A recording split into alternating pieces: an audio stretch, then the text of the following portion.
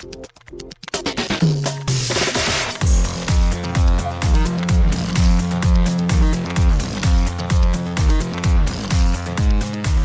and welcome to Too Fast, Too Forever. For all kinds of family, we chose this one. This is episode 393, Fast 5, Lap 15. I'm Joey Lewandowski. I'm Joe too, and this episode is brought to you by Vogue Brazil. Their 50th anniversary is out January 2025 with the cover artist model as Alessandra Ambrosio. Shout out to Vogue Brazil. Well, shout out to Vogue Brazil. I'm also realizing there's probably a lot of models in these movies, but we've not had runway models. We've not had. I was thinking that as well, but why is Adriana Lima not in this movie? Why? You know what I mean? Did the timing not work out? Was she not? But she was famous then. She was famous. I don't know. We never get any actual supermodels. It feels perfect. It feels like the right fit, does. And yet it's just oh, we're just gonna have every other beautiful woman who's not paid for their looks, but just we're gonna pay them for the looks or something. I don't know. Who knows? Anyway, enough of that. We have with us tonight someone that we met on the site formerly known as Twitter through our friend Reaction Rocket. I have a wonderful description here, a bio here, brief bio. Art house cinema manager, film programmer, nonprofit consultant, naturalist, wildlife trainer, and, Joe, certified cat lady. Nice. With us today, we have Brittany Friesner. Hello, Brittany. Hello. How are you all? Welcome, Brittany. So, before we go any further, what is your history with these movies? Why are you here? At one point in booking this show, I would know kind of why people were I was oh, this person wrote a thing about this, that whatever. And now I'm just we'll find out on air. It's fine. We're almost at episode 400. It's okay. And if they've never seen these movies before, that's also maybe okay. But we know that you have been tied to the franchise, invested in the franchise, fan of the franchise. So what is your history with the Fast and the Furious movies? I, from the outset, saw the first movie in theaters when it came out. Nice. And Street cred. Yeah. I may or may not have something to do with the fact I'm from Indianapolis originally and grew up. My family all went to the Indy 500. Oh, fun. I've only been once. But, I lived maybe 3 miles away from the track. Could you hear the track from your house? Is it that loud or is it not that loud? From my grandparents' house. Okay. If it was during the race. Yeah, absolutely. Yeah. Uh-huh. So have you seen all of the movies in theaters? Did you dip out and come back? Because seeing the first one is real street credit, in a way that Joe and I don't even have that on our resumes.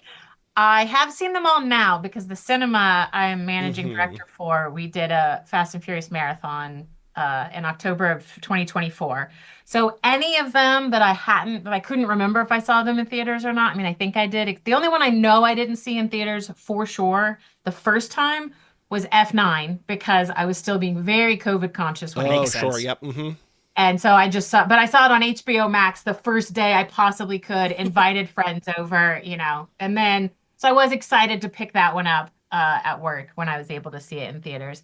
I know that I probably definitely saw Too Fast, Too Furious in theaters because that was when I was living in Seattle and one of my best friends had a thing for Tyrese. Ooh. So even though, because really, oh my God, what's his real name? Vin Diesel is why I think I was interested primarily because I loved Pitch Black. Okay. And I don't remember if that came out right before or right after. I think it was filmed before. Pitch Black came out before the first one, yeah. Yeah. So I think that was, not that I don't like Triple X or I don't like all of his movies. Neither do we. That's okay. Yeah, I'm pretty sure if there's another one that I missed, it might have been Tokyo Drift, but I feel like I've saw them all except for F9 in theaters. Very cool. And then now I've seen them all for sure. For sure. I also am just now noticing, a couple of minutes into this, that you have the 2 very important chargers on your desk. We both have both of those, We do have both of those. Rachel built my These were speed presents one. from friends. So that's how much people know I'm into Fast and Furious. I did not purchase these myself, yes.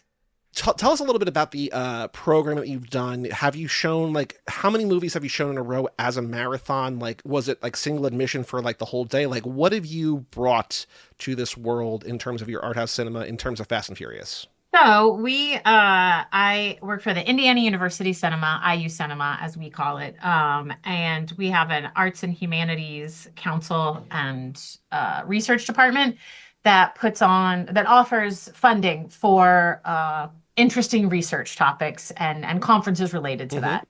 So our university has put on a John Wick conference, Oh, very cool. as well as a Taylor Swift one. Mm. Wait, So hold on, I hold on, was hold on, hold on. Look, right here on the. very nice, very nice. I'm glad we all dressed for this occasion. Although I did realize that me wearing this Taylor Swift thing feels like tacit endorsement that the Chiefs won yesterday. Yeah, I'm we not- don't I'm still like not that. over that. We're but, not over that. But it's more for her than them. But I understood. that's very cool. So, That's very cool. so yeah, I was like, well, how can we get at this sweet funding money? And we have a new director as of the last like 3 years.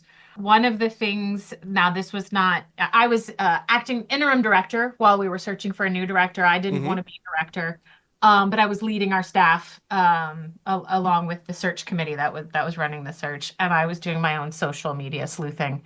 And I found who is now our director's social media, and she taught Fast and Furious. So she was a film and media studies professor, and still is, but that was her bread and butter before she came to the cinema. And I was like, oh, I hope I like her for so many other reasons because I already am ready to hire her. Wait, did she have a whole class on Fast and Furious, or just like that was part of a class that she was teaching? Part of a contemporary cinema course. Okay. And so then when she bought the Full Throttle franchise as part of prepping for future possible teaching at IU, I was like, wait a minute, why don't we just do a Fast and Furious conference the way they did at John Wick, so that started out as that. And then we realized we wanted to open it to more scholars. So we transitioned to a blockbuster futures comp. So it's all about all kinds of blockbusters. Sure. Oh, fun. So we could, widen the net, but then we were still committed to doing Fast and Furious as the marathon, the weekend leading into the festival. So conference. So anyone who came to the conference early, we showed it was one ticket price for each day, and we had wristbands made and everything. So it was $20 a day for 5 movies, and you could come and go as you please. That's awesome. That's so much fun. Anybody could buy one, but mine's legit. We made T-shirts that were. Oh, those are cool. I survived. Wait, hold it up one more time. I survived the mega marathon for the family, Fast Furious Full Throttle, a quarter mile at a time at IU Cinema. Beautiful. Very cool. I'm so jealous I don't have one of those.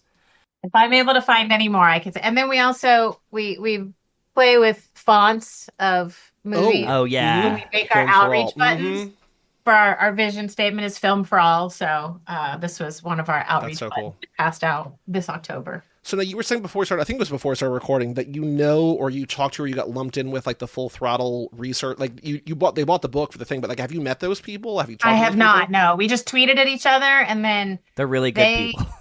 Yeah. Yeah, I mean, obviously. We didn't reach out to them specifically. It was just an open call for papers for the conference. And we actually didn't get anyone talking about Fast and Furious. So I lament that we didn't reach out to them directly to invite them, since their work did certainly inspire the idea to some degree. But there's always next time. It was so funny because we had all 3 of them on, and it was funny to hear them. They're like, "Wait, you read every essay in the book? Like, people don't do that. Like, you're not like, yeah." Like, they were like stunned, and I'm like, "No, I read every essay because we're talking to you about it. Like, we highlight notes from each one. They're like, you might be the only person other than us who has read every essay in the book." I'm like, okay, well, But I haven't even read everyone, so I am not in that upper echelon, certainly. Okay, so now here, the most important thing that we're going to do, maybe all episode, we need your rankings of the Fast and Furious from either favorite to least favorite or least favorite up. If you want to build suspense, building up. I'm going to do that. Yeah, I've decided I'm going to. And I have ranked Better Luck Tomorrow and Hobbs and Shaw. Oh, nice. But not the shorts. So. Okay. I love it. Okay, starting with, is this least favorite or least? Well, look, the way that we describe it is there's 11 perfect there's 11 perfect movies. Okay. It's just our list. Whichever one you want to go to least often or something, or however you want to frame it. Yeah, and I've had several iterations. You can see on my scratch pad here, I was like, okay, off the top, when I know I'm going to have to do this, this is my ranking. And then I maybe rewatched several episodes, I guess we call them, several of the films this weekend, not just Fast 5 to prep, even though I just watched all of them in October. But all right, starting out, least likely to revisit is F9. I appreciate a backstory. Maybe it's because it's the one I know I didn't see in theaters and I didn't get the theatrical experience with. I don't know, but I don't think so. I think a lot of people are on the same wavelength as you. Next is Fate of the Furious. Okay. And this is primarily because the whole Dom, I just don't It's tough. buy. It's tough. Yeah, I just don't buy for that long. I don't. If nothing else, I don't know that he could keep a secret for. No, I didn't buy. And like using the baby as bait and yeah. And I don't like Cypher as a bad guy, in general. Okay. But then I put Better Luck Tomorrow. Okay. Okay. Then F10, and these were hard for me because really I feel like they're more of a tie. But Jason Momoa just made it go slightly over Han's. We love Jason Momoa. Yeah. Yeah, he's so great in that. Too Fast, Too Furious is next. Then F6, which I know is a little lower than most. It's a little people low, but it's not crazy. But it's a little low. Then Hobbs and Shaw. Okay. Which I just rewatched. It was only the second time I saw it. And I remember being like, this was fun, but eh. And then I rewatched. That's the first one I rewatched in prep for being on this. And I was like, this is fun. That's what I say This is every just time we watch fun. it. I'm just like, people don't give it enough love for it just being fun. It's just silly. I like it a lot. Yeah. And Vanessa Kirby. I mean, Excellent. come on. Top tier. But also, as I like to call it, the nitrous centipede when they're in Samoa. I love that stunt. Then Tokyo Drift. Then Furious 7. Okay. Then Fast and Furious. So the fourth one. Okay. Very Then high. Fast 5. Then the original. Okay. Cool. Okay. Yeah. And listening to a few of your past episodes and hearing what the general consensus is, the average, I would love to see the breakdown of people who saw the first one in the cinema versus people who saw F5 before they saw the first one. Yes. And I think that's the big difference, that Joe has the first one way higher. Actually, no. What? This is weird. I thought I was saying a thing that's true, but it's not true. And also, we're going to get... So Joe only allows me to get his official rankings every 5 laps, which is now every 4 years. Like, he does not deign it worthy to keep the people updated with how much he likes these movies. But I thought for a while that he had the first one first. No. But he actually has... We both have 5 first. And then I actually have the first one higher than... We have 1 and 3 flip-flop. They're like the same top 3, but whatever. But Okay. Joe saw the first one before the rest of them, and I saw 5. So I thought it was going to be like proof of what you're saying, that like I love 5. No, but and Joey's come 1, around. Yeah, even without the actual nostalgia, he's gotten it. Got the bug later. Yeah. So I would say the only ones that are really unusual in terms 4 of is high. the average, you have 4 higher and you have 6 lower. But other than that, you're like kind of like correct. Yeah, and that's part of why I rewatched 4 again, because I remember rewatching 4 in October when we had the marathon. I was like, man, I forgot how much I love this one. But then I didn't know because it was kind of in the middle of the first day and it was all exciting. So I rewatched that one yesterday early. And I was like, no, I really like this one. And I think one of the things I like most about it is 2 things. It's kind of the last himbo Brian energy at times. Okay. Yeah. And the last practical stunts. Like that you could believe somebody might actually do. Yep. Yeah. Those are the 2 things that... Also, Shea Wiggum getting introduced. Of course. Yeah. So this lab we are doing, it's our oops, we should have covered that already. Like by this point, 400 episodes in, there's certain movies that we should have covered already that we have not covered. Like as you listen to the episode with Lisa, she was like, have you done Debs? And we're like, we haven't done, she's like, you have to do Debs. Like we were going to, but like things like that, just like for whatever reason. Tangential actors, characters, themes. Yeah. But in between the movies, we're talking about the goofs and just talking about like the practical. We're not going to do that today. We'll do that next week on the Life of this Fast Lane. But like, there's a lot of goofs about like, well, they couldn't actually pull the safe through the streets. It's like, who cares? Like, I don't care, but like, it's right. It's not believable, but it's still cool. It's not them going to space, but it's like, yeah, maybe 2 cars could pull the safe, but like people on the internet are like, that's not true. It's like, well, yeah, of course it's not true, but it's still cool. It's maybe on the other side of that line. Like a 4 is like believable. This is like barely not believable, but close enough that you're like, if you squint. Yeah. Specifically, the way Dom is driving to manipulate the safe at on the bridge to knock everybody out that was the first time last night that I really realized what was happening and was like, His knowledge of geometry is insane. nobody's that good. He's so good at geometry. So before we talk about Fast Five, there are some questions. We used to have a whole bunch of getting to know you questions, either ors. The rankings told us a lot already, but there's a couple questions that we also asked Lisa, so you might know these are coming. But in the first movie, in the scene where Brian and Mia are doing dishes, and Vince drunkenly comes into the kitchen and starts berating him, and they ask Vince, "Hey, what's the name of that restaurant you want to take me to? It's got the wood tables, the red candles, the picadillo, food all over the place."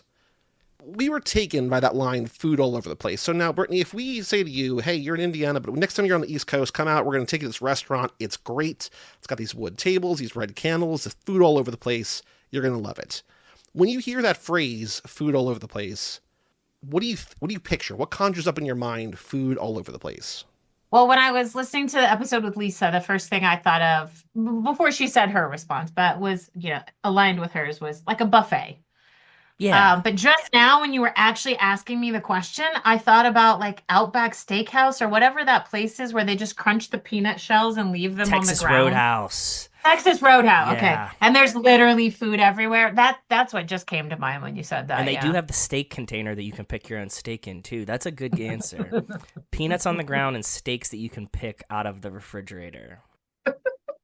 We've said this before on the show. If we ever get to talk to Jordana Brewster, which I kind of don't want to, I kind of don't want to talk to anybody in major in the franchise because it's only going to go bad. It's not like there's never meet your heroes. Exactly. There's no way it goes well. But the only question I want to ask her is, what does that line mean? She's gonna be like, what are you talking about? She's not going to remember. There's no way she remembers. She's 40 I didn't remember the line until I heard you ask Lisa, and I was like, oh, I know exactly what scene you mean. And then you said the line, and I was like, I have no recollection of that. Mm-hmm. So now in Furious 7, one of your favorite movies, there are two questions here. Similarly, they're around the table, and Roman's talking about how he has saved the family over and over again. He says, I took that shit out the sky of a bow, or took it down. And Brian says, the only thing I've ever seen you take down is no knees, Denise, at prom. So similar, it's a phrase we've never heard before, but if you hear someone being described as having no knees, Denise, no knees Joe, no knees Brittany, what do you picture there? Is that good? Is that bad? What are you thinking of no knees? I thought of it initially as just a derogatory. I don't know if she's particularly short, if she stands with her legs really straight, something about, like a big nose person or a no knees. Like there's something about her physically that was a dig on her. But then when I really think that doesn't fit the vibe, they're not going to just make fun of someone because of how they look. At least I don't get that vibe. I don't. So then I definitely think it's someone who does not go down on her knees. Prudish. Someone who he wanted to get with, but then, yeah. It still makes no sense, but I don't not your thing, but just trying, we've gotten so many answers and on all ends of the spectrum. I don't think. Yeah. It's but alliteratively, it just sounds good. No knees. Sounds wonderful. Yeah. We had a hope at one point that she would show up in the franchise. I don't think it's going to happen, but I doubt it'd be great if someone just popped in. Okay. Same movie, later in the movie, they're in Abu Dhabi. Roman has to distract the room. He sings the birthday song. It goes terribly, but it gets the job done. Brittany, if we're saying to you, we're going to pull a job, Joe and I are going to go in the other room, we're going to get something out of a car, we need you to distract a room, shine bright like only Brittany can. What song are you singing a cappella that's either so good that people are like, oh my God, or so bad that they're just like, I can't look away? What song is that as your distraction song? It would definitely be so bad. I actually once took singing lessons for a short time just to gain the courage to do karaoke once. Okay. Sober. Okay. And then I never did it. And back then I was focusing on Fleetwood Mac, but I realized it would probably be a John Mellencamp song. And specifically, he's also from where I'm from. I live in Southern Indiana. We have this talk all the time between. We really like Bruce Springsteen, and I've discovered from my in-laws that John Mellencamp is really big in that part of the Midwest, and he's our Bruce Springsteen. They're very similar, but the favoritism is spread in the Midwest region or more closer to the East Coast, depending on where you are is who you like better. Okay, John Mellencamp. It'd definitely be from his Johnny Cougar days. It'd be Hand to Hold On To. Oh, good or song. Hurt So Good. Joe, I will say that after we got one, I think after you were telling Lisa about the playlist, I did go and I added songs to the playlist. So on Spotify, there is a songs to pull a job to. Mm-hmm. And so if you look, or maybe look for Too Fast, Too Forever, maybe 2F, 2F, you can see the playlist, which is just the weirdest collection of songs that make no sense because it's just all like a song somebody can sing really well or terribly. And then, Brittany, the last question about the movies to get to know you part. Do you have a favorite character in the franchise? Doesn't have to be like a main character. It could be Vanessa Kirby in one movie. It could be somebody in one scene. But is there someone in these movies you're like, that's who I am? I think I was most excited when Han came back. So I'd probably say Han. I love Han. I also went to a film festival a few years ago, and he had directed a movie, and I was super excited. Which one? What movie was it? It was the horror film with the young girls. Yeah. But he couldn't be there. He just sent like a recorded message. But yeah, and I have like when Super Yaki did the Fast and Furious, like I got the Han's chip clip, and yeah, I think it's probably Han. It's got to be Han. Han's the best. I don't really know how to transition from like those questions to another question, but again, this is the oops. We should have covered that already. So 2 different questions. First off, pick a number between 1 and 8. 3. What is a movie that reminds you of the Fast and Furious or stars someone in the Fast and Furious? Like a movie that we might not have covered that you'd be like, I can't believe you haven't watched blank for the podcast.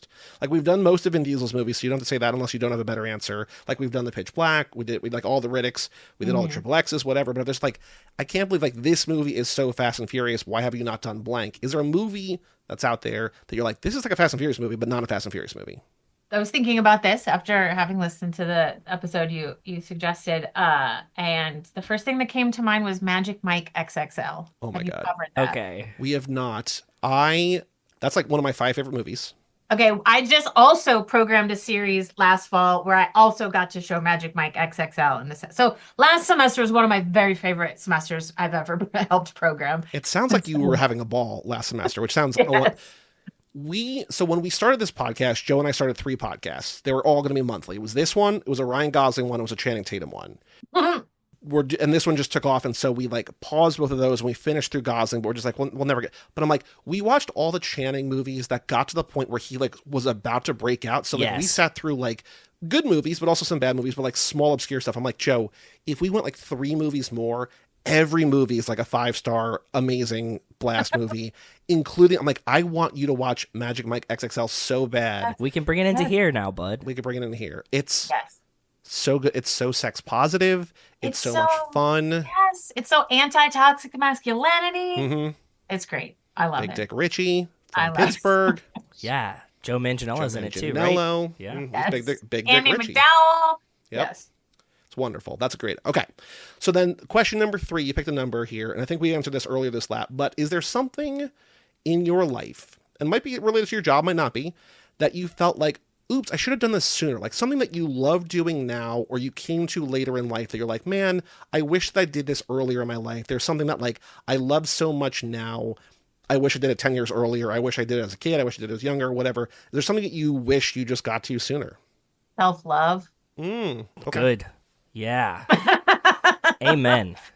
I thought about this and I was just like, it's the key to so many things opening up or to knowing what's not or is important to you and what you want to spend energy and time on. That's a hard one though. I think that one takes time for everyone. I don't think that anybody comes out the womb that's like, I'm good. I couldn't have like put it on a to-do list to do. Yeah. Right. Yeah. Yeah. If I were to pick just like a hobby, I don't know, maybe birding. Ooh, fun. You like birding? Yeah. That's fun. I do. I got into it. I became a naturalist. I mean, I've always been into nature and animals and things like that. But I think other states have this. Through the Department of Natural Resources, you can take a master naturalist class. It's very much like the master gardener class, which I've just enrolled in. But I did the master naturalist first, and it just opened so many things to me. Cool. Is it just birds or is it like all kinds of outdoorsy things? That's everything. You start with like the topography of your state and what geological things led to this being here and all. So it's naturalist in the broadest sense. Super cool. Birds were just one class. All right, Britt. Well, here we go. Anywhere you want to start. Fast 5, favorite moments, least favorite moments. This is one of your favorite Fast and Furious movies. Take it away. Anywhere you want to begin. So I made very extensive notes when I rewatched last night, and then I had to go through and highlight them today. But I'm just gonna start with. So I started rewatching Fast Five on Saturday night when I was hanging out with some friends, Hmm. and then one of my friends who has uh not any ability to stay up past like 10 p.m. Was like falling asleep. He's like, "Look, if we stop watching this now and we start watching the SNL episode with The Rock, I will stay awake." So we didn't finish Okay, Fast Five that sure. night. But before we stopped it, we had a conversation, and I'd never thought of it before. He was like, we love these movies and we love all these people, but in real life, if we were at a bar and any of these people, like we overheard their conversation or witnessed their shenanigans, we'd be like, oh shit, things are going down and these people are dangerous and we should leave. We should go home. Hmm. Yeah, they're mildly threatening. Yeah, that put me in a place that I'd never thought. Like I have so much love, and I feel such simpatico and familial connection with these folks. I was like, you're right. In real life, they would probably scare the shit out of me. I was thinking there. So on the other end of the spectrum, there's the scene early-ish on where Vince and Dom are like having that confrontation. Like after Vince shows up and Dom's like, Mhm. "My Mhm. sister was on that train" or whatever, and like Brian and Mia come out. I'm just like, they're like, I mean, in the world of the movie, into the actors' world, but like they're just like 30-year-old idiot kids. Like they're like, this is such a Yeah, serious moment. I'm just like, they're just idiot. Like it's just like it's not that it's the same thing serious. where it's just like it's so serious or whatever. It's also just like I don't know. It's just like they're kids. They're just like watching dad get mad at his friend. It's like, okay. So Yeah, I they don't are know. big toddlers. I agree. But that made me then, when I was finishing it last night, which I just started from the beginning instead of picking up where we left off on Saturday. At the beginning, and then I watched four so I could be in the exact mood of where Mm, five starts because it picks right back up. Yeah. hmm. Um, just the global manhunt, like news clips at the beginning. Are we meant, kind of to the point that they're just stupid kids still in this movie? Are we meant to think that this is actually a global manhunt at this point, or is this just a collection of local news stories? In a couple of movies, they will be on the FBI's most wanted, right? Like, or the Interpol's most wanted, right? In the So middle of this one, they kind of get there. But what have they really done at this point? they're involved. They're like people of interest in murders, right? But like they Yeah. didn't murder. Yeah, because after four, like, what did they really even do in four? Like, delivered some drug money and then killed the drug dealer? Like, okay. Yeah. So that was my first like, huh, I never thought about that before. Yeah, they're not that dangerous yet. Yeah. It does feel like it amps the stakes up, but you might be right. It might just be like, well, this is El Paso and this is like other West Texas town or whatever. It's just, who know, whatever. But yes. Yeah. Hmm. Yeah. But then also I noted because as you were talking with Lisa of how kind of neutered the franchise gets after The Rock joins. Yep. Two things I noticed in this one: The Rock absolutely still looks like he might have sex in five at the beginning. Like He's even so his sweaty. goatee is, yeah, he's so sweaty and his goatee is curly and it's longer. He's not super clean shaven, but the scene where Brian and Mia are driving into Rio and it's like they come out of that tunnel and they're kind of bumping around and they're sweaty and the music, like that's the last time I feel like Fast and Furious was sexy. Them in the car, like, very early on. Yeah, it's just a real sexy scene. I don't get a sense from it like, oh, they're on the run. I get the scene like, oh, they're cool and they're running from the law and this is sexy. What they're doing is hot. I think the movies have been sexy, but I think it's also more like objectification or like the party scenes or just Yeah, like butts. nearly naked girls or whatever. But Oh yeah. yeah, like the main characters are rarely like even in Seven when Ramsey comes out of the water and like it's like look at the Mhm. look she Mhm. like hackers don't look like that. It's just like it doesn't feel sexy. It just feels like this is like what the movie's doing. Like this is just like what movies like this do. They show it's like the Bond Bikinis. shot, right? Yeah. Yeah. Yeah. Man, it's a bummer. I don't think we'll get it back now that Paul's gone either. I don't think there's ever. We're not gonna Justin Timberlake this. We're not bringing sexy No. back. China No, and we've Paul lost- Walker we've gone. lost the himbo energy. Yeah. Yeah. Well, also, he's a father now, Brian, right? Like he's like he becomes a father, so he can't be. He's got to That's be true. Dadbo. That's true. But I also, I rewatching four, I feel like between whatever you want to consider, whether when she says it's been 5 years to him, like where have you been? It's been 5 years, and he's apologizing for what he did to her. They're still newly back together at the Yes. start of True. five. Yeah. So that could be part of the energy as well. But also, they're well. but she's already pregnant. Well, that's why I was trying to figure out the math, because Yeah. like baby math in these movies don't add up to the point where it's like Elena is somehow pregnant, maybe in like when is baby Brian in her, like it's just like there's like, but also like if Mia is pregnant, who knows when they get to Brazil. So maybe like their like rekindling was the time where she got pregnant. Who knows? Yeah, I don't know. Baby or math she's telling is really him like bad. as soon as possible. Who knows? Baby math. It's tough. Especially in these movies. Definitely bad in these movies. And I'll just say, I'll just read exactly what I wrote last night. Please. Vince. Ugh, so hard for me to accept back. Like, I'm immediately skeptical of Vince. Mm-hmm. There's no like, yay, Vince is back.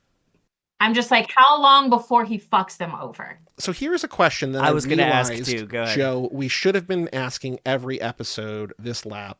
We are 13 or whatever, or maybe like 10 movies in. What? Should we have done our question as the oops biggest fuck up of the movie?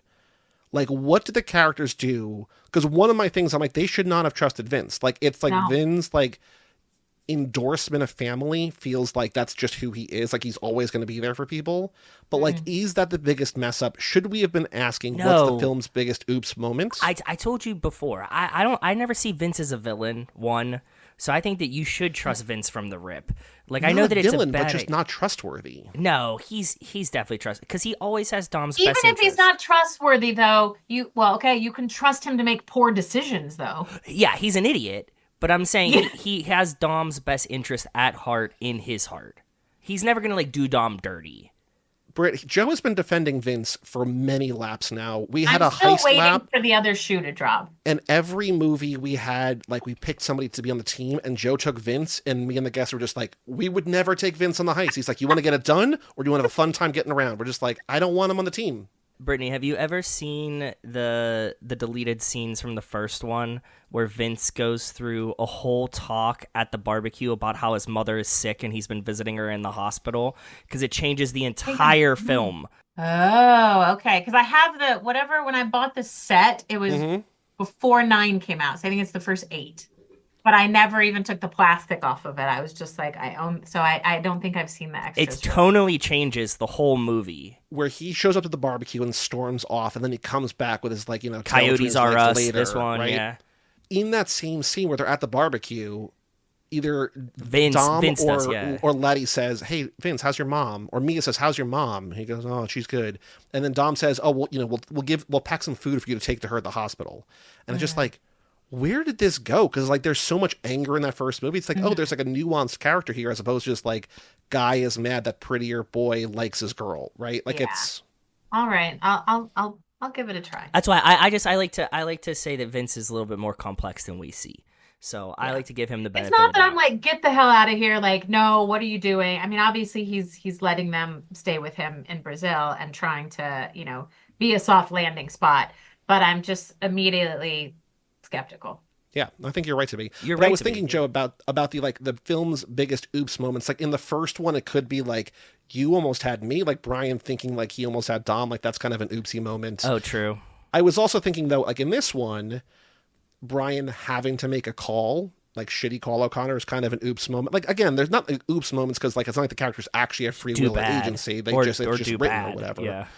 Brian and Mia not using protection, getting her pregnant. I thought maybe while on the run, life. Yeah, that's very complicated. Brian thinking he actually beat Dom in a race in the $1 million quarter mile. That's dumb. Or like later on in Fate when he's like, your only mistake was taking the foot off the tiger's neck. Like that's also a mistake that's Cypher. You know what I mean? Like there's a version where we could do an oops moment, but Brittany, is there something in this movie? Because this is a question we've never asked before. I don't know if it would work for every movie, but like, is there a moment in here that a character you're like, why is it trusting Vince? Is there something that you're just like, why I have did you one do that? too.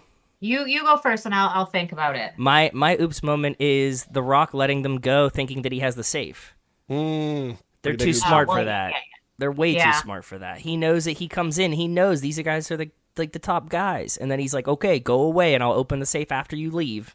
That's dumb. Oops. I will also say in that same scene, I know that we've talked about this before, but when we see him walk by and just like execute Hernan Reyes, I'm just like, you have no idea what this is going to happen in 5 movies. Okay, so I wrote the note. It's in all caps. I was like, Hobbs killed Reyes? Mm-hmm. Like, wait, because I'd seen X most recently, and I Mm-hmm. was just like, wait a minute.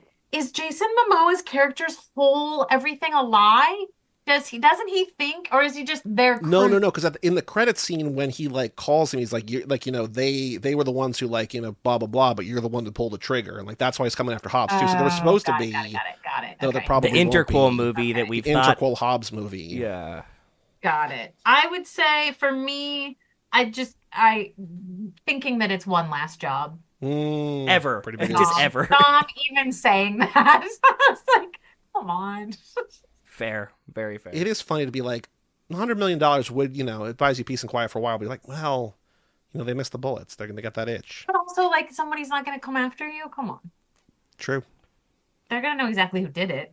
Yeah. You just cut the head off. You're not killing the snake. You're just cutting the head off. Yeah. Obviously, 5 films later. Mm-hmm. Joe, when we did the Vin lap, and you made note of the Vin hanging from chains in every movie, did that start here? I don't know. Just I think it starts Pulls here. the chain apart. Because there's like at least 3 movies where he is It's like hanging this, from a like chain. Riddick. He does it in Riddick. It's like not. It extends beyond the franchise. I just think Vin thinks he looks cool if he's like holding his It's his Christ biceps pose. up. Yeah. Yeah. Well, I'm just like, if it was that easy, why did you wait this long to do it? Because you definitely ascended They're alone size. in that room. Oh, you mean like why is he like letting himself sort of be tortured a little bit when he could have just broken out? Well, yeah. Yeah. I was thinking in the context of the franchise because he gets more muscular as we get, so he's probably like hitting that pose Thank you. in the mirror. I was like, this is really, it's like in between 4 and 5 is like the last time he's kind of a normal size. Have you seen his Instagrams lately? Oh. Oh, he's like a square. He's like a cube. He does look like a Minecraft character or something. Yeah, a little bit. It's like both impressive and like weird. Like he is muscle or thick. That's good for his bone health as he gets older. I'm happy for him there, but You're right. It does give very Barry Bonds vibes. That's right. I do Big get some forehead. Barry Bonds for it. Like he might be on the HGH. He might. There's also something in this movie that I noticed that like I think a thing that's very cool about this, and I don't know if we've ever explicitly talked about this, but when they go to like ruffle Reyes's feathers and they go into that like drug operation, Yes. Honey like they're House. acting as terrorists. Like we don't see them really like they're the bad guys in a lot of these movies, but they're literally busting into a place with ski masks and shotguns and being like, Only to take the masks off too. Like, what Yeah. what was the mask shielding them from? If they knew they were because they wanted Reyes to know it was them. Yes. But only on their time. Yeah. The guy that's running that like drug operation too, does he not look like a Brazilian Vincent D'Onofrio? I like have never thought about it until this moment, but with like the goofy hat, he gives me like so much Gomer Powell from Full Metal Jacket this time. That's all I could think See about. that. I also like in this one, so I had watched, there's a reggaeton documentary, 4-part series on Peacock. Oh, fun. That's when I realized that a lot of the folks in the Fast and Furious franchise, it's not just, I knew there was reggaeton music in it, but that the actual reggaeton stars are Don actors. Omar. And, Yeah. yeah, and so that was interesting too, to now watch the films with that context and think about, I mean, obviously that's part of, other than, you know, obviously being huge in China, part of what helped make it a global franchise, but trying to watch Fast 5, it kind of goes back to the supermodel thing y'all started with, is trying to put myself in the position of someone who would have been a huge Don Omar fan and watching this film and how that would have felt differently. 100%. To us, yeah, at least when I first saw it, I was like, oh, he's cute, but you know, who is this guy? And I'm glad they found an actor for this that fits it well, but not knowing who he was in the grander scope. well, that's also the thing culture. where like, as you know, as the movies go on, they're like, let's add this musician, let's add this cameo or whatever, but they're always like in small roles. But it's like, Yeah, like but the Cardi country B, of Colombia or the country of like whatever is going to love this movie because like their guy is in it. So it's like, Yeah. okay, but like, is that enough? Like, if you've never seen one of these movies before and like a singer, like your country's biggest I singer, think like, it is, bud. I think like that if like Dua if- Lipa's in it, it's like, is Albania going to be like, oh my God, Fast and Furious? yes, I think so. I mean, I think they already have it, but I think that could be the like the thing that pushes it over the edge for some people. Mm-hmm. Why isn't Taylor Swift in these movies? That's what I need to know. You would be so upset, you personally. I'd walk out. I'd be so mad. Would you stop doing the podcast if she No, did no, I wouldn't. I don't think she fits the vibe. I don't think either of them need each other. I don't think Taylor Swift needs Fast and Furious, and I don't think Fast and Furious needs Taylor Swift. Although I was rewatching, well, not rewatching because I never watched it, but I got sick of people making New Girl references, so I started watching it in the last year. And did you get to Elaine's Big Day? Mm-hmm. Yeah, and so I'm watching it with my framework and context of knowing her now. Yeah. I couldn't put myself in the position of what that would have been like, when that originally aired. Like, she'd just be distracting to Fast and Furious now, I think. Now, yes. Back then it was well before everything. Yeah. Like before, like she was like huge, but she wasn't like the most famous person on the planet. Exactly. Like there's one episode, Joe, where like there's supposed to be a wedding with the main character, and like it gets called off. They're like, well, we have that ceremony, and like Elaine is played by Taylor Swift. She shows up in the last like 2 minutes of the episode, and she's just like, I'm here, like whatever. It's just like what? So it's a cameo, like it's like a big deal, but it's also like not as if you had her now today cameo in a show. Yeah, but it's still so funny. Britt, what else about this movie do you want to talk about? Not just the sex, but this is when they get involved with the cops and they make friends with cops who are still current cops. I feel like this is the last movie that anything is actually really scary or dangerous. Like after this movie, I feel like they kind of get the Marvel treatment to some degree. Like, they're going to survive. You just don't know how they're going to survive. Yeah, they become invincible. Yeah, in this one you were still like, oh shit, they killed Letty. Who are they going to kill? Who are they going to kill in this one? Kind of situation. Which do you think is a bigger grievance? That the movies are no longer sexy or the movies are no longer dangerous? Good question. Like, what's more harmful to the franchise? I don't know if either of them are actually harmful. No, I mean, like, it's still thriving, but like in terms of like what it was to what it became, I guess which of those bums you out more? That like the movies are like, well, they can't actually die. Like 10 ends with like the plane crashing and like all of them dying or whatever. It's like they're not dead. Like they can't be. It's dead. the danger. It's the danger for me. I can deal with no sexy. I think it's the danger because I know the sex is never the cars is what always attracted me to these films. Yeah. The romance and the silliness and the flirting, even Dom and Giselle kind of flirting in 4, but then he like almost immediately shuts it down. Like just having a little bit of that. Yeah, but then Vanessa Kirby and Hobbs, I forget what her character's name is. Hattie. And Hobbs and Shaw, like that's fun just to have a little bit of sex in there. Mm-hmm. And I think it still does that enough, even if it's just the obligatory TNA scene. I think it does that enough. But the danger, I think, if I had to guess, people who don't like Fast and Furious or who think it's silly, I think that is maybe what's turned them away, is that there's nothing really at stake. It's just what's going to be the silly, crazy thing this time. It's the thing that never made sense to me about people with the MCU, like, loving Infinity War. It's like, well, it's only half of a movie, and also, like, the emotional stakes, like, where all those characters die at the end, it's like, they're not dead. Like, they're all going to come back. Like, it's... Yeah. There will be ramifications 5 years later, but it's just like, they're not actually dead. They're just, like, simplifying down to where we were, right? It's like, well, okay. And it's tough because I feel like some of that changed when they brought Han back, but I also was so happy they brought him back and figured out a way. I love Han. It's so frustrating. It's like such a great character to bring back, but then you're like, stop bringing people back. Like there need to be stakes. And even when I was talking about it at work last week, after we confirmed that I was going to do this, I had gotten one of my coworkers into watching the franchise within the last 2 years. I had forgotten enough about Fast X that I said something like, at this point, it's just a matter of time before they bring Giselle back. And she was like, they did already. And I was like, see, I was right. We had my fiance was watching all the movies with us for the first time earlier this year. And when Giselle died, she's like, well, she's not really dead, right? And we're like, yes, as of now. Until like 6 months ago, she was. Like, she was one of the actually like the final like impactful deaths. And then they're just like, well, But I didn't doubt it until they brought Han back. Like, yes, I absolutely thought Giselle was dead. But when they brought Han back and then I rewatched that one, I was like, oh, well, nobody saw her body. Like, she's they'll bring her back. Yeah. Somebody made a good prediction. I forget who. I think I read it on Twitter somewhere that they were like, "What if Giselle was pregnant and Mr. Nobody escaped her to let her raise the baby?" I saw a theory today that Dom has been in a coma since 4. Like when the bus tumbled. Ooh. That's a Like good he one. never actually woke up from that coma, and everything that's happened since then is happening in his brain, and he's in a coma, and that's why it's so ridiculous. So it's like a Saint Elsewhere situation. Yes, Because we did have a past guest who said that like the only character deaths that are permanent are ones that he sees. yes. So like if he's just imagining things off screen or off whatever for him, it's not real. yeah, I would be so mad if that was the cop out. That'd be Ended. awful.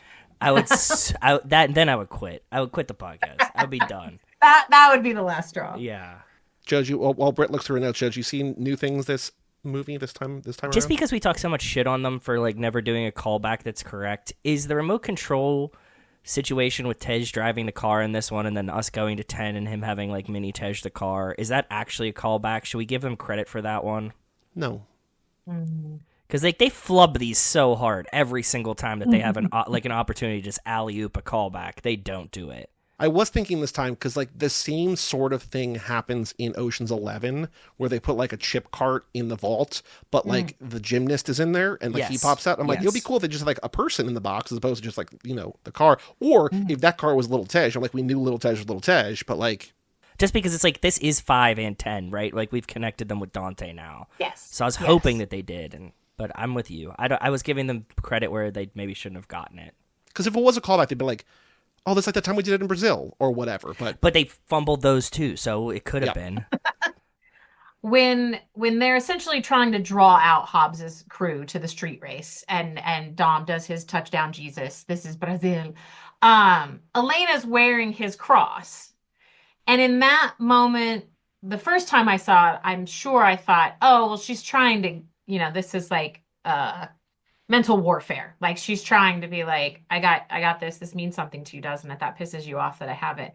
But when she comes home and she's like, undressing for the day, it's not the very first thing she takes off.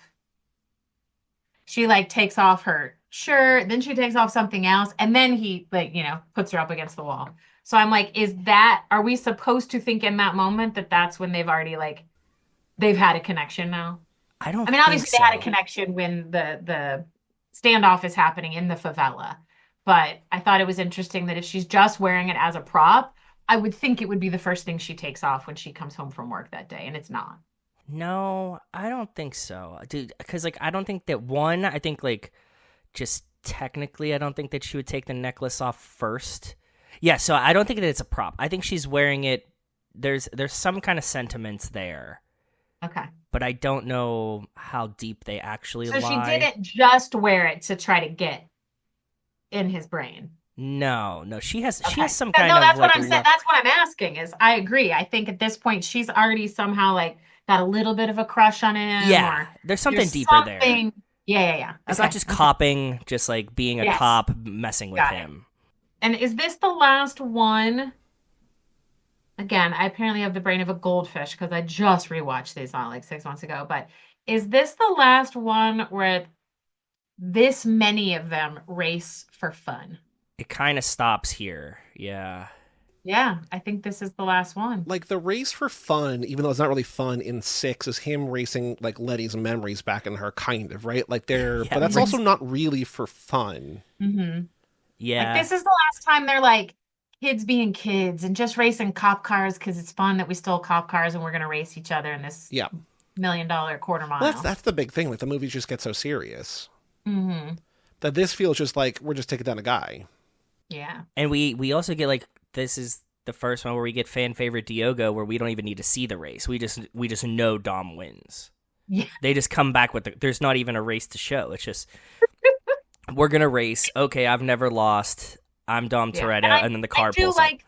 I do like the callback to drifting in the parking garages in 3 in this one, as they're trying to, make sure they're getting out of the sight of the surveillance cams.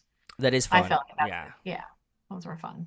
So again, to like the callback thing, when we see Elena's sister in 10, I'm glad that she's kept the apartment with the pictures in the same order and stuff. Because when we see that before, like Dom like throws Elena up against the wall and takes the chain back, it is like the exact same. What's his sister's? What's her sister's names? Joey, I forget.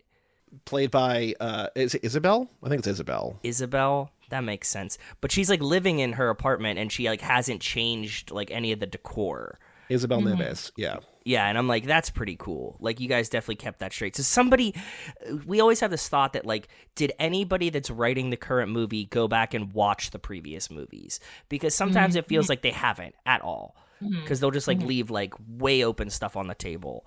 But, like, for them to, like, match Elena's apartment, I was like, okay, good job, guys. We're doing good work here. Doing some continuity work here. Good job, I think specifically for 10, they were like, we need to make sure this is right. Because people hold 5 in esteem more than the rest of the movies. Not only are we like relying on that movie to be the basis of this movie, both like emotional stakes and also just like cool franchise stakes, but it's also people's favorite movie in the franchise. We need to make sure to do it justice. So I think like the bank vault stuff with Ray, with Dante, all the stuff in Elena's former apartment, like all that stuff, I think they're like, we need to get this right. And they did a pretty good job, I think. Or they're in like, you know, the volume or like in front of a green screen and just like, you know, just took scans from 5 and just threw it. Who knows? Also, that was the other thing when I rewatched this one in October. Because I don't think I had rewatched it since 7, maybe. And I was immediately like, oh, well, there's the part of at least one scene that they used for Brian for the post-production shots in 7 is the street race and the cop cars in this one. The way and when him and Roman are talking across and it's, I mean, I was like, oh, okay, I know where this gets used again, this exact footage. We had so many guesses for what 10 was going to be. And then we never even thought like a sequel to 5. Like it just never like, so like when you watch it unfold, you're like, oh my God, like this is like cool. Like them using old footage, using deleted scenes, adding new stuff, digitally adding people. It's just like, we're always impressed by like how well this franchise is able to retcon itself over itself. But that feels in a way just like you actually did something like not just impressive for the franchise, but like impressive for like movie continuity in general. Yeah. So who would you each love to see back? We want Suki. We want Suki from 2. Oh yeah, of course. Yeah. Johnny Tran as like somehow now a big villain, I think is a great one. Suki's really good. Hector always. Yes, Hector. He'd probably be mine. Yeah. But like, even if just a quick scene to be like Hector's still around. Exactly. Yeah. But I think that's my short list. That's like a good, because we already got we got the Tokyo Drift guys back. We got this. Yeah. So. Who would you be happy to never see again? Ooh. Like, please don't bring this back. Like, I am done with Cypher. Yes, like, that was top of my list.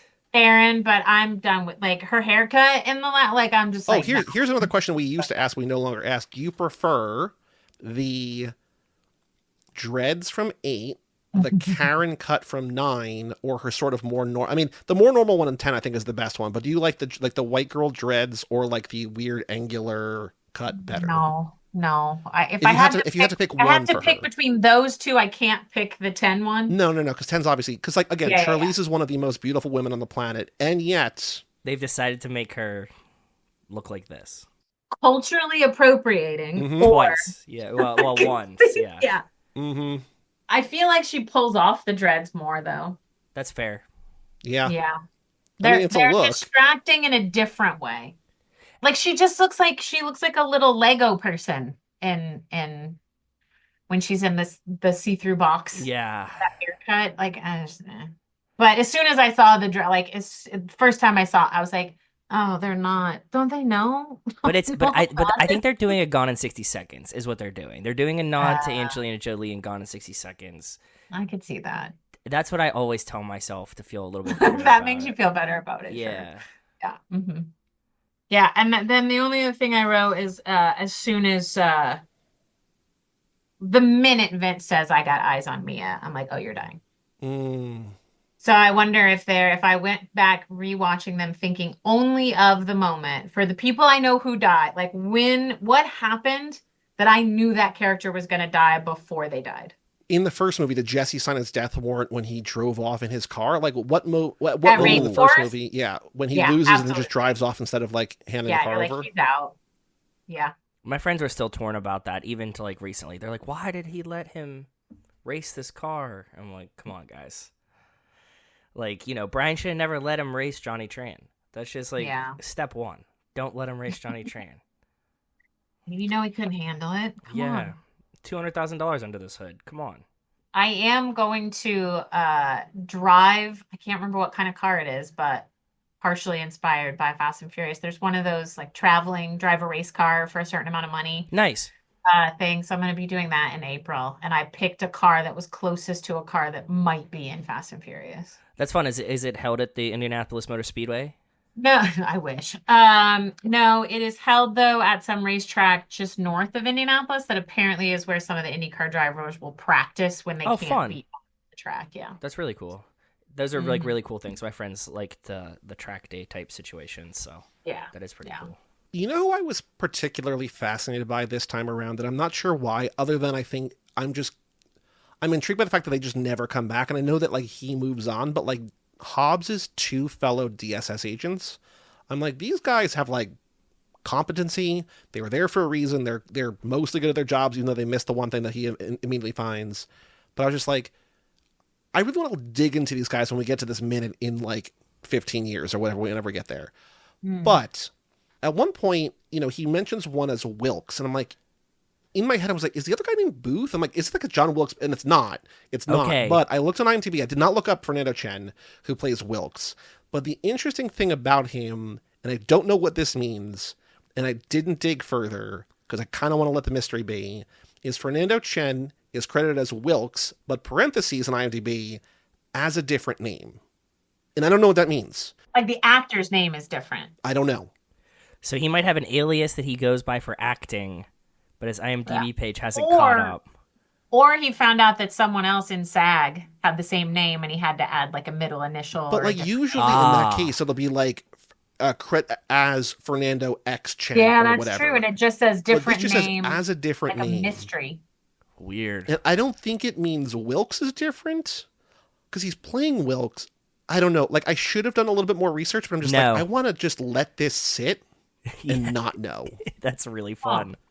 Because also, we're at a point now where like we need to have some mysteries because we can't know everything about the movies because we need to talk about these forever. Yeah. But I was like, what could that mean? And then the other guy, so Fusco. Okay. Got the other guy you're talking about? Yeah. I thought he looked familiar. He's not who I thought he was. I thought he was one of the guys in that teen movie Can't Hardly Wait. Oh. But he was in Deep Impact. Oh, what? Okay. So a character named Bobby Rue in Deep Impact. Joe, I was wondering, what if Elena's husband is the head of Etion? In the Kim Basine throw out the rarest name, the most obscure name, what if her dead husband is actually the big bad in the franchise? Did Etion save his brain and upload it to the cloud? And maybe Cypher, who is possibly working for Etion, was in love with him. He was in a love triangle with Cypher and Elena. Well, and she hated Elena. She hated Elena, but she didn't know. Elena didn't know that her husband had a secret love affair. I mean, maybe, but no, because when she was on the plane, she would have said something about it. But we know Cypher is not Etion. Well, I mean, I Googled that because I was like, wait, who is and then I saw that it's Ryan Reynolds' voice. Right. Okay, it's not supposed to be his character. Because I also have another podcast that we're a couple movies back now, but like we had watched all of Charlize's movies, and like when the scramble, I'm like, that's Charlize, like that's got to be Charlize, and then Joe's wife was like, no, it sounds like Ryan Reynolds, and like we looked it up, and like it's Ryan Reynolds, but like 'cause just he was on set, and so he just did it. Yeah. But we don't know that like it's not him, it's just like he just did the voice, but it's scrambled. Right. So we're just trying to figure out like who is affiliated, who could be running if it's ever going to even come back, because like that's just a side story for now. On a side tangent, did you hear that the fucking voice in Severance of the building is Keanu Reeves? Have you heard this? No, is that real? I didn't. Yeah, I think somebody just said it. I hope that it's right, but I think that they just said it. You have to check me. But we were just like, 'cause they were like, we wanted a comforting voice, and I was like, God damn it, he missed Etion to be the voice of Severance. Like, God. But would Etion coming back be a viable plot point for Fast 10 Part 2 or whatever's coming next? That's a good question. The issue I have with Hobbs and Shaw as a movie is the more we get in the main franchise that just pretends that that's not a thing, the less I like that as a movie. Mm. The fact that they don't acknowledge it, that Hattie's not around, that like none of that stuff crosses over, that like until the credit scene in 10 that Hobbs wasn't even back, right? Like it's just like, well, that's a side story. Give me something. Yeah. I don't think if they it can comes bring back, it back. Yeah. You know, it would make me like Hobbs and Shaw more, but right now it just feels like you could have done something, you try to do something, but then you're like, man, never mind. And we were going to get the Hobbs and Shaw 2 movie in between these, which doesn't seem like is happening now, which would have been their chance to solve Etion or like at least fold it in, and it doesn't seem like we're getting that anymore. Yeah, but because I feel like to some degree Cypher has proven fallible now, like that she's not all powerful, also like she can have the shit beat out of her. So is Jason Momoa? Is he the final boss of the saga? No, I think we don't know the final boss. Okay. Or it's the blonde brother. What's his name?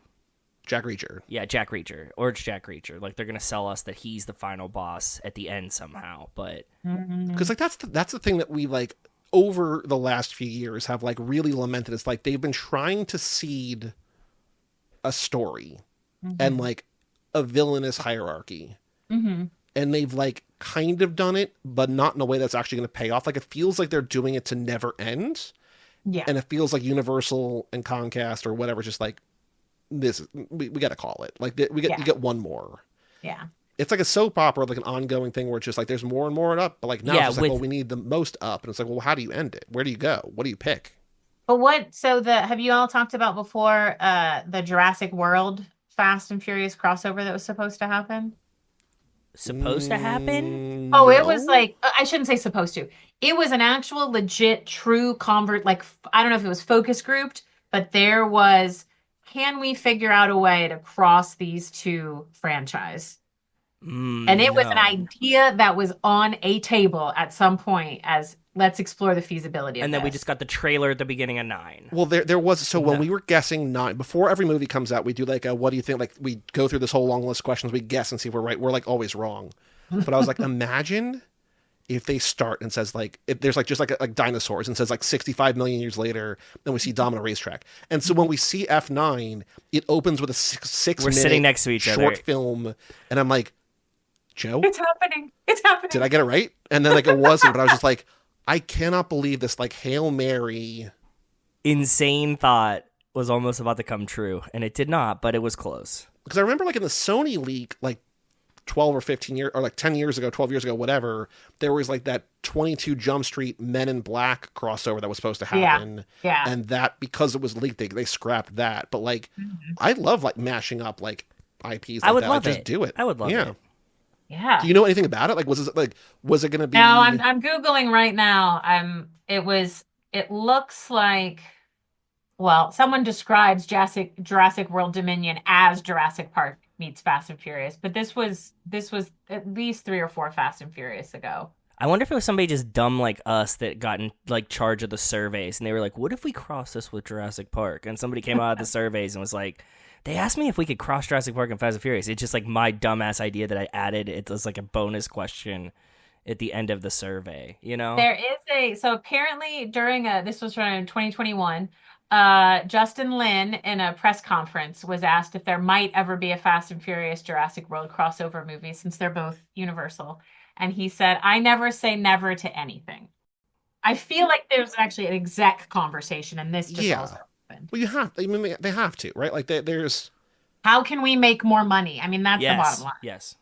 Because we had an idea for like a Universal film lab where just like, Back to the Future is Universal. Like that's a car, right? Like we could just cross that over. Like why? I mean, they haven't that hasn't been back for a while for obvious reasons. We're getting like, time travel though. That's the only. But also, it's like there's like layup crossover where it's just like, oh my, but You think we're getting time travel? I think we talked about it. I think that this is like the last thing on the table that we haven't done yet. They're superheroes. They went to space. Like time travel is like the only thing that we haven't. What touched about on. like Pacific Rim deep sea kaiju or I don't know, underwater something? Well, would you be open to magic and or Godzilla-esque kaiju creatures in the franchise, or is is there a line where you're like, nah, jump the shark? Yeah, no, it's more like so Giselle was in the submarine and Cypher was was piloting the submarine, but there's never been any underwater stunts per se with Mm-hmm. them. So more like just exploring underwater, not as like the big, like going to I don't know, something going to space level. The format for this, like I thought about like how if I made a living doing podcasts, like would there be other shows like this that I would do? And like one of them is like doing like the Mission Impossible movies and like the same kind of like related things to that because it's like those are Mm-hmm. endlessly rewatchable. And there's the stunt in Rogue Nation where Tom Cruise in real life holds his breath underwater for like 6 minutes while he's doing that thing. It's just like I wonder if Fast and Furious was like, well, they did the underwater thing. Like we can't do that, right? But Yeah. like they beat like Tom Cruise, like he's gonna do a movie in space, but like they beat him to space. You know what I mean? So I wonder Yeah. if they look at the other big stunt Oh. spectacular franchise and be like, Mm-hmm. they did it, we can't, or they haven't yet, so we can't. I don't know. Yeah. Or it wouldn't be as impressive Right. or a hook because, yeah, I can see that. Yeah. Volcano? Oh, I don't know about Volcano, but I think that the fire explosion at the end of 10 is close to like this. The dam breaking is very similar Yeah. to Volcano. So how are they going to survive that? At the end of 10, I was like, I cannot imagine how they survive, how they're going to make it so that they survive this. We said that I feel like there's a strong possibility that they just like start the next movie and they're like, wow, that was crazy. And they're like, and they're just already past it. Like you just don't see the end of it. Like it's not going to pick up like where the thing was. They're just going to be like, oh man, like we should go find the plane. And then they're like, we're safe. We all jumped out. And then it's like, okay, let's finish this mission. And they just like skip over what happened at the end there. How they got out of it. Yeah. They better not, but like they could. Yeah. I mean, I very much liked the 5 started right where Yes. 4 ended. And especially if it's a part 1, part 2, I kind of think they need to do that. It all depends on how Vin is feeling, how much ice cream Yeah. he's eating outside in his Instagram posts. I do think that my guess is they don't start the next one at the same place, but I do think they show. They I come think there's back some and- kind of time Happen. jump or something.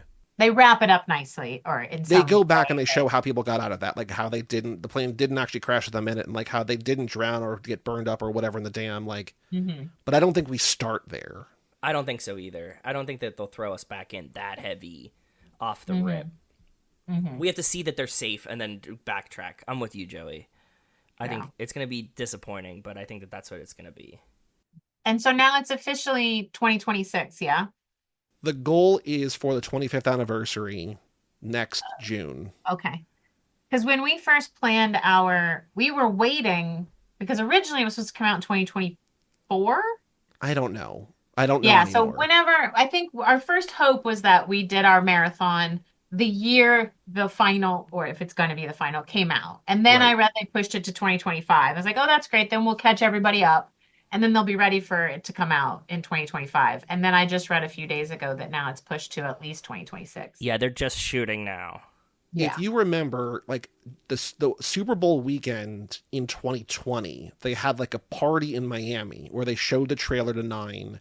They're like, this is coming out in a few months. Then COVID shut it down, and so they pushed it to the next year. I do remember that, yeah. And when that was supposed to come out in 2020, our understanding was that in 21, Hobbs and Shaw 2 would come out.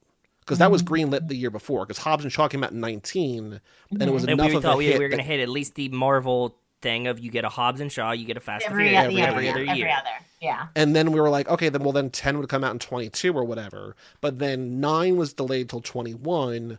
Hobbs and Shaw 2 supposedly, seemingly, endlessly shelved. And then 10 came out last year, right? Was that just last year? I don't know. I think Might it have been might 23. have been 23, yeah. I forgot. No, I forgot it's January, but like yes, like yeah, May of No, 23. even I still thought it was 2024. So I even was asking you, do you Hmm. really mean 2023? Yes, May It of was the 23. Yeah. I think it was the first movie I went to the theaters that was not my theater uh, Oh, after COVID. okay. It was the first one that I was like, this is worth it. I don't care if we're having a spike. I don't care what's happening.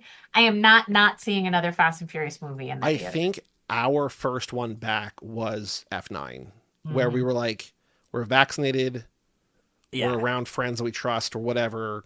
And I think probably the only reason I didn't is I didn't have friends who were as excited as I was. And Mm, so I was like, this isn't worth it if I'm just going by myself. yep. Well, you're But always I have invited friends who are, yeah. Oh, to awesome. come with us because we go see it at the Palisades the Thursday that Nice. it comes out. Not the Palisades that burnt down, the Palisades in New York. We always have a giant crew that goes with us. It's a lot of fun. Nice. I love it. My only other note that I took this time is I am impressed, and also I think it's funny.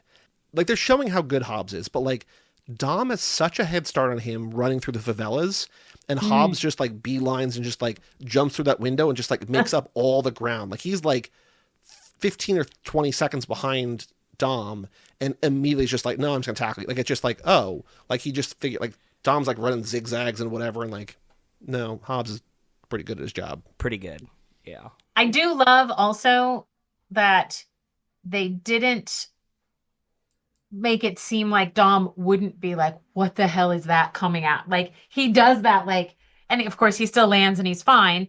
But I love that he has the reaction mid-air of, oh God, he caught up with me. And instead of just like completing the stunt focused.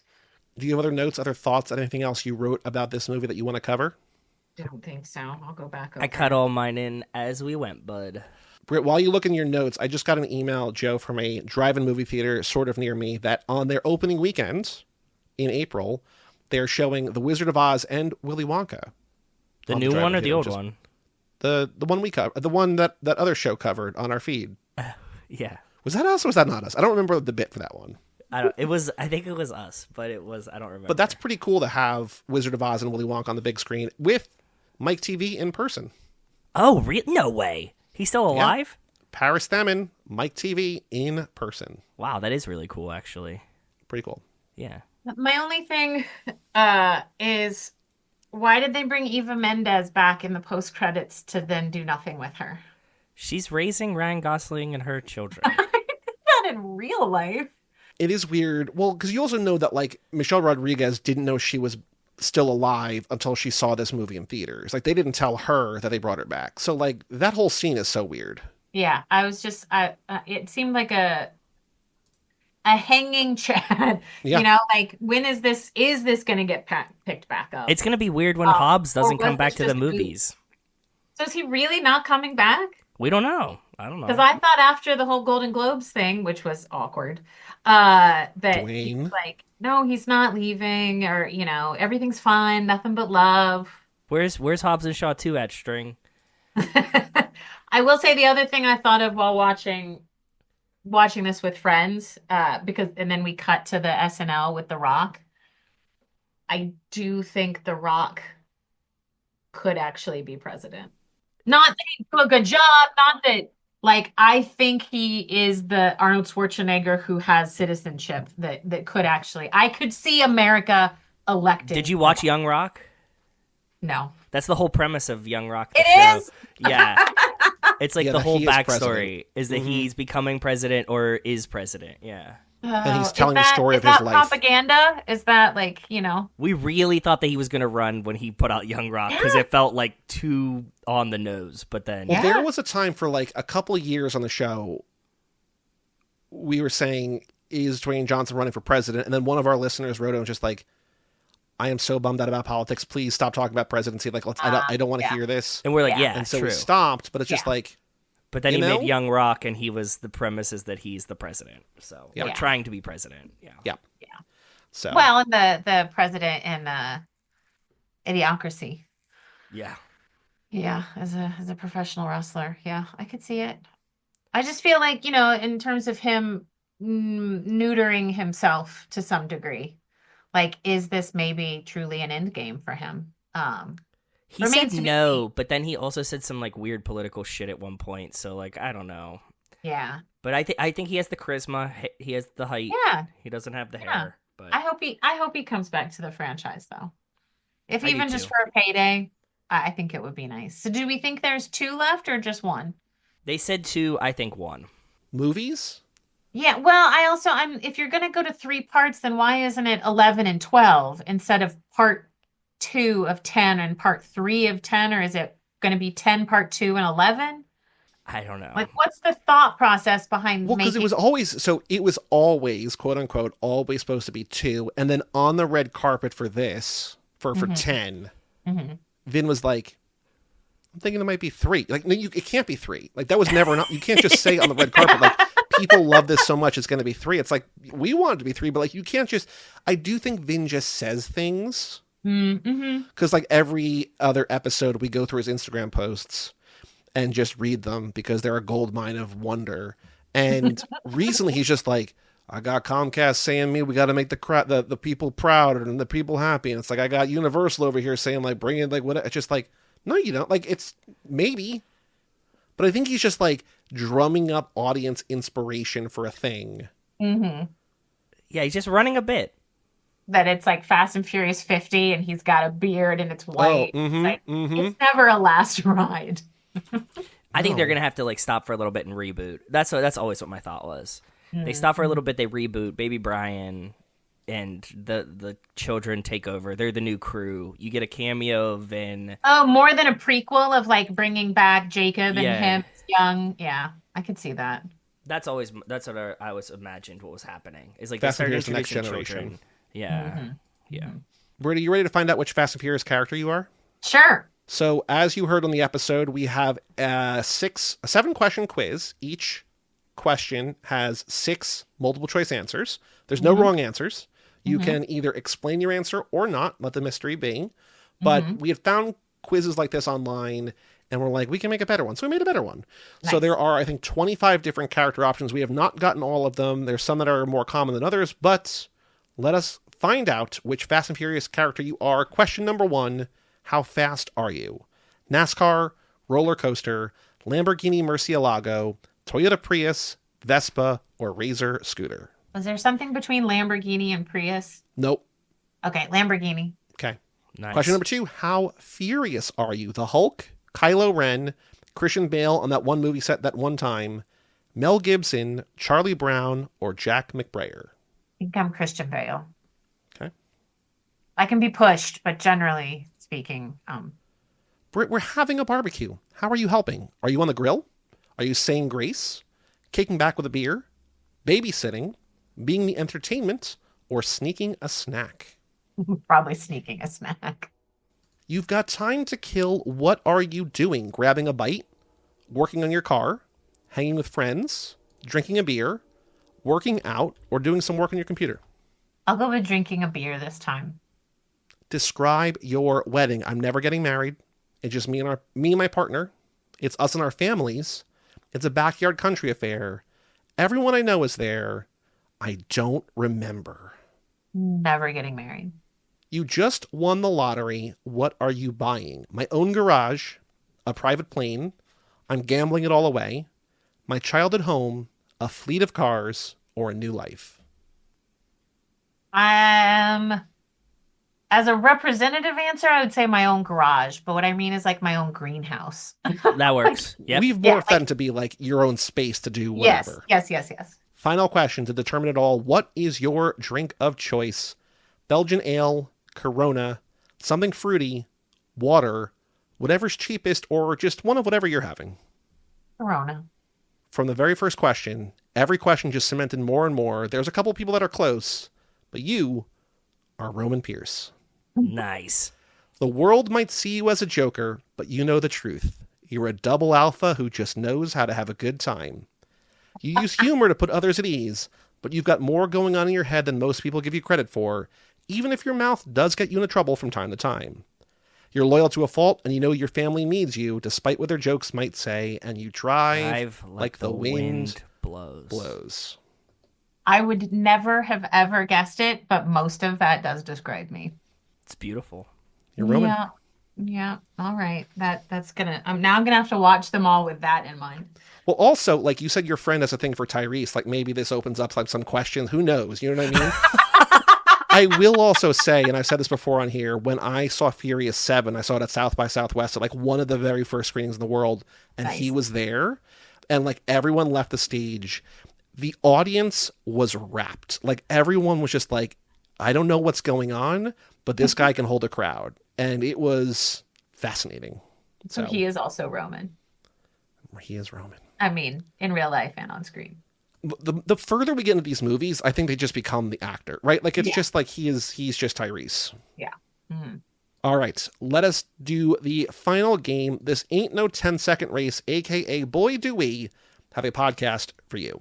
Boy, do we have a podcast for you. Come and check out our show. Yeah. So this is where we go on twitter.com, x.com, the everything app, and we find a tweet, a post from someone about these movies and try to respond and try to get them to listen to the show. Britt, you sent one. Joe, you just sent one. Britt, can you I got please... a good one. I got a good one today. Britt, can you please... Oh, that is a good one, Joe. Britt, can I'm you gonna find please... mine again. Yeah, you emailed it to me. Just read who it's from, and then it's also a reply to something. So read like what the original post was, and then what the reply says, and how you want us to respond to the tweet. I know it was a response to account discussing film, posting about Christopher Nolan saying he has no guilt about being a Fast and Furious fan. And the response was from at Furman Talks Work username. Glad the GOAT spoke out. People need to stop discrediting Fast and Furious. Yes, they're all a bit over the top, but come on, they're fun movies. 100%. Very true. Now, how do you want to respond to Jeffrey? Again, the idea here is theoretically, Jeffrey responding to these, loving these movies, would like the show. So we're going to end it with Boy Do We Have a Podcast for you. But how should we try to capture Jeffrey's attention? How do you want to respond to this? We couldn't agree more. You would be amongst family. Perfect. It is funny to me sometimes when people like lock up at that question. Just like, I don't know, just say like, we like these movies too. Boy Do We Have a Podcast. Like, it's just like, It's really easy. Yeah. I will also say to you, it is so hard to get people to engage with this, even though they're going out of their way to tweet about how much they like these movies. We're like, hey, here's a thing you might like. And they're just They don't even like the tweet. No. Don't care. Yep. I was so excited when you guys tweeted at me. I was like, yes. And then when I saw how many episodes there were, I was like, oh, they mean it. They really mean it. So, Joe, please hit us with your tweet from not that LeBron, but LeBron. My tweet's from LeBron James at Food Wizard WZRD. He says, this is a recent tweet too.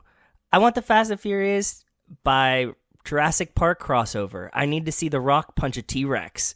And I would be like, ironically, I think his name's Rodney. I just like pulled up his page. We were just talking about this exact same thing on an episode. Boy, do we have a podcast for you. Yes. I think it was Rodney, Perfect. is it? Yeah, Rodney Gray Cooks. I just started. We were just talking about it. I just skipped his name altogether, but Okay. it gets there. I wonder if some of them don't respond because it's, like the one I picked, I wanted to pick a good one, but it was like a I'm year picking old. one from 4 years ago. Like, I'm not getting that. There's no rhyme or reason to rhyme or any of reason, this. okay. We've tried every possible which way. It's like tweets that were 13 seconds ago, tweets that were 6 years ago. Doesn't fucking matter. They just don't respond. But what do you got? Where's yours from 4 years ago? Is it good? Do you have a banger? So it is from one of my favorite, I don't know if it still exists, but like one of my favorite accounts. It is from One Perfect Shot. Oh, yeah. And it's Fast 5 2011, cinematography by Stephen F. Winden, directed by Justin Lin, and it's Dom with his arms in the Christ pose. This is Brazil. I made a note about they're just mouth breathing into each other's faces in that scene, yeah. And so So I hot. said, how do you pick one perfect shot in a movie filled with them? Boy, do I have a podcast for you. It's from December of 21. This is also a very big account. They're never going to respond, but I just want to get that. Like, I just searched Fast 5. It's the first thing that came up, and I was just like, Beautiful. I It love works. the post. It works. Love it. I think we have varying levels. And none of them work. Just like Wait, what's this? Like, Joey, like, it's like a point for a like. A point for a like, 2 for a retweet, 5 for a reply, 10 if they're a guest on the show. Okay. And what's And our so scores? Lisa- What is our total score? Like, what is, like, you have the highest score right now. What's your point total to show how hard it is? So, Britt, we've been doing this, not every episode, but since 2017. Okay, so this is In total, across all of the games, I have 94.5 points. And Joe you just has got like 89. 25 of those, right? Yeah. Yeah, and Lisa gave me a bunch. Yeah. Sometimes things like go like, people like you get a couple likes, you get a reply or whatever. You're like, oh, that's 8 points. Like that's huge. Mm-hmm. So For the many most people, part, like, for that many years, it's like we have one friend, Brian, who's been on literally like 12 like he did every movie. He's never scored a point. not one. I thought you were going to say he's never even tweeted you back. No. Worse. We can't get rid of him. We're stuck with him forever. But Britt, thank you so much for joining. This was an absolute delight. Where can people follow you? Are there places to follow you online anymore? Is there things that you want to plug, things you want to promote? I'm over on Blue Sky now. I think I'm Midwest Tis Best. Cool. Oh, nice. I tweet a lot. Sorry, I skeet a lot, I think is what they Thank call you. It is skeeting. Yes. Mostly about IU Cinema. Cool. So that would be my plug. But really, any art house cinema, support your local art house cinema, support independent film. Yeah, Do you have amen. what was your That would be favorite my movie plug. from last year? Oh boy. Or one of your favorite movies from last year? Or what do you hope wins Best Picture? Oh. No, we're not going there. My favorite movie from last year that I'm disappointed, as a programmer, we have to balance what's a great film, but what's also going to generate audience, and it's going to be too hard of a sell. So a film I'm very disappointed that we didn't program yet. We may still in the future, but because it was too small. We didn't think we'd get a good enough audience. Was an independent film out of Chicago called Ghost Light. Is that one word or is that 2 words? One word, Ghost Light. And it actually was I saw it at last year's Sundance, and reading the description, a lot of times when I'm at a film festival, all I have is the short description that maybe the festival wrote and a screen grab. And it was one of those that the screen grab just didn't hook me. And I had no intention of seeing it. And then I ran into a friend that was like, you have to see Ghostlight. And I was so grateful because it ended up being definitely my favorite movie of Sundance. And the movie, last year I tried to figure out how we could show it. No, this was a movie I have not seen, but caught my attention. And it's on my list to see, which is, unbearably Huge. long. Yeah. One that I'm still hoping we'll get to show next year. It didn't have U.S. distribution. It's called Gaucho, and it's about Gaucho cowboys in Argentina. But it was directed by a photographer, and every shot is like hanging in the Louvre. Ooh. It's just a gorgeously, gorgeously shot black and white documentary. Talk about one perfect shot. Yes, Yeah. exactly. That's probably what made me think of it. The whole movie is many perfect shots. No, yeah, Ghostlight is on AMC Plus if you have that. Oh, cool. But Gaucho is not. It doesn't seem like it's out there yet. It seems like it's still being Yeah, I kicking think around. it just got distribution and they haven't released it yet or Got it. something like that. Cool. So, yeah. Well, Good thank Rex. you so much We love that. once again, and thank you for the recommendations. Absolutely. Mm-hmm. Joe, our next episode is Another Life in the Fast Lane, where we cover the 7th minute of Tokyo Drift, more racing through Shangri-La. Yep. Our next movie after that is Pleasantville, starring Paul Walker. Oh, nice. Fun. So I've not seen that movie. Brian covered it over in a high school summer party, so we've covered it as a network before. I think but I've I have only not seen it, Pleasantville. parts of it, like when it first came out. I don't remember I'm excited. at all. I'm looking forward I'm to excited. Yeah. I know very little about it. But Fastlane and then Pleasantville, and in between now and then, there will be a bonus episode for the patrons on Super Bowl Sunday morning. Yes, there will be. Keep an eye out for that. But for all things Too Fast, Too Forever, go to cageclub.me, facebook.com/TooFastTooForever, or at TooFastTooForever on all the socials. Email us, family@cageclub.me. Check out our Patreon page at TooFastTooForever.com and our store at cageclub.me/shop. And come back next week for Life in the Fast Lane. Get those emails in. We will read them on air. I'm Joey Lewandowski. I'm Joe, too. And that was Brittany Friesner, and we will tell you all about it When we see you again.